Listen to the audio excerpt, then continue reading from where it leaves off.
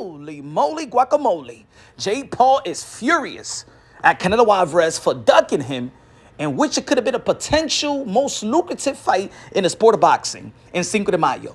Jake Paul took it to X, formerly known as Twitter, and tweeted, "Breaking news, Canelo Alvarez ducked me, Jake Paul, and is now an owned slave with no regards for the pride of the Mexican people who support him on U.S. soil." It's not surprising when his whole career he has done nothing for the sport of boxing outside the ring. "I'm the new face of boxing. You cannot have the biggest fight of 2025 without my name involved.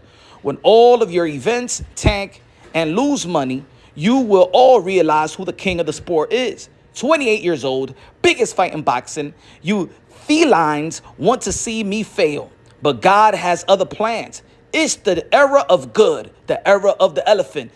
It's the era of MVP, most valuable promotions."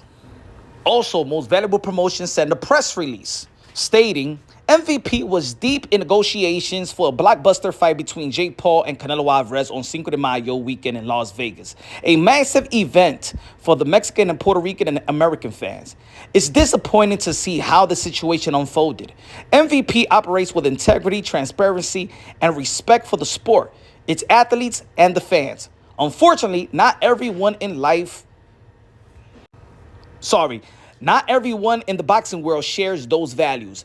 The situation is a reminder not to believe everything you read, especially when the current media environment is often controlled by those with the hidden agendas, including promoters who have reporters on their payroll. We remain in active discussion with multiple high-profile opponents and are committed to delivering the biggest fights, the most exciting events, and to work with partners who share our value and our commitment to boxing and its fighters. Jake Paul isn't going anywhere, and neither is MVP. We'll continue to disrupt boxing on our terms. So as we all know, Turki Alalshikh was swinging his big stick. The report said, just like a day ago, that Canelo Alvarez and Terence Bud Crawford is off. And then we heard that Canelo Alvarez is going to be in negotiation and almost finalizing a deal with Jake Paul for Cinco de Mayo.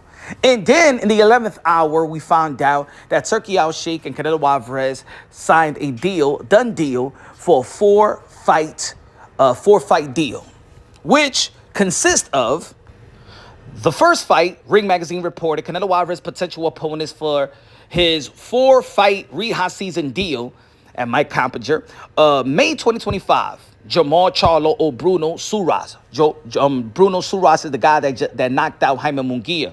You know, Bruno Sumas was losing almost every round. You know what I'm saying? Probably got lucky in that fight, but at the end of the day, he beat Jaime Munguia, and he's in contention to face Canelo Alvarez. I don't think that's going to hype anybody up in the sport of boxing. September 2025 is going to be a garbage mismatch between Canelo Alvarez and Terence Bud Crawford that technically is moving up 3 divisions up, because we all know that he didn't do his thing. He didn't send a statement in 154 versus Majramov. A lot of people do feel that it was a draw. There's people out there that feel like he lost the fight. And then there's other people that feel like, he edged the fight. Yeah, at the end of the day, Terence Bud Crawford did look like an ordinary fighter versus Majramov.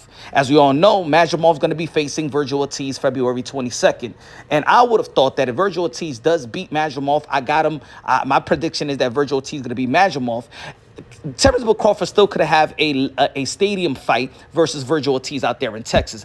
But, he want to chase the bag. He's a businessman, and it is what it is.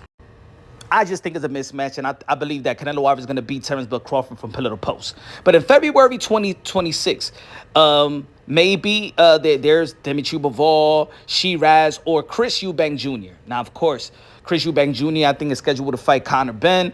I don't think that's a great fight with Canelo Alvarez, but it is what it is. Dimitri Bivol, the get back, I think that's a good fight. Shiraz, depending how he fights in his next outing.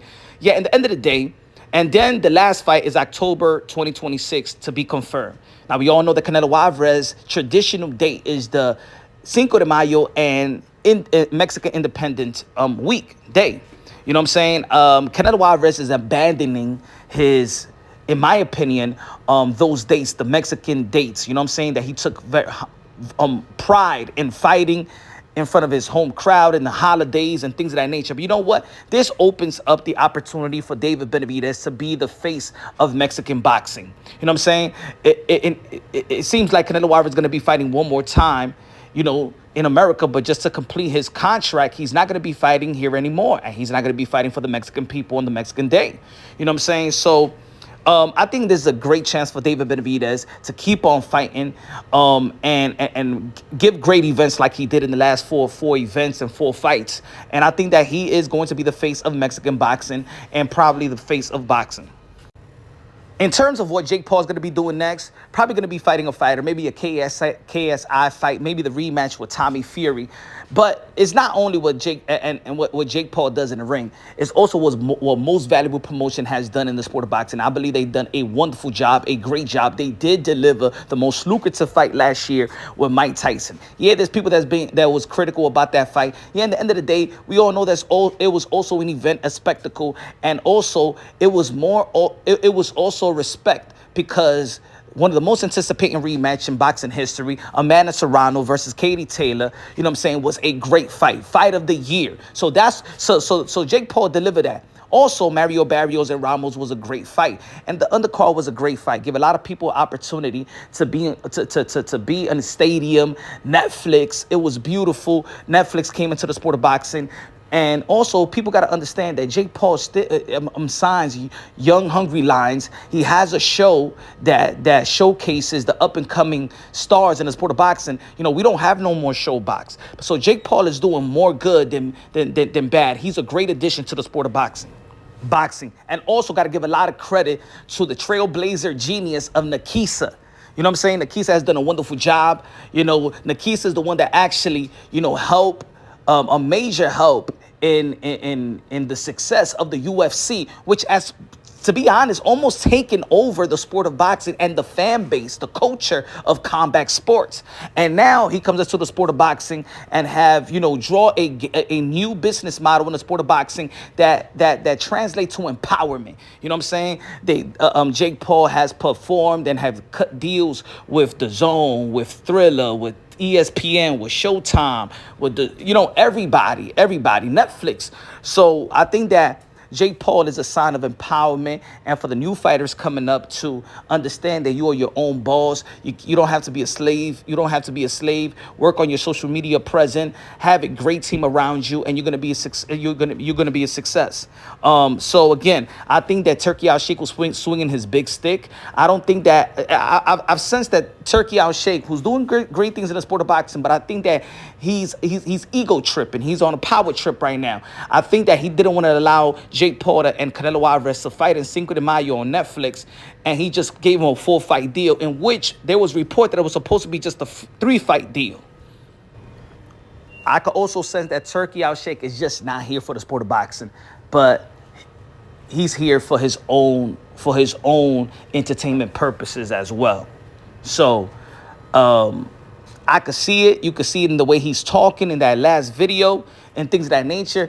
Is about, because look, we all know what Turki Alalshikh wanted to do to Canelo Alvarez. He wanted to sabotage Canelo Alvarez last year in the Edgar Berlanga event, in which he was helping the UFC, in the sphere. So he didn't care about Canelo Alvarez because he couldn't control Canelo Alvarez. But now that he can control, this is what it is.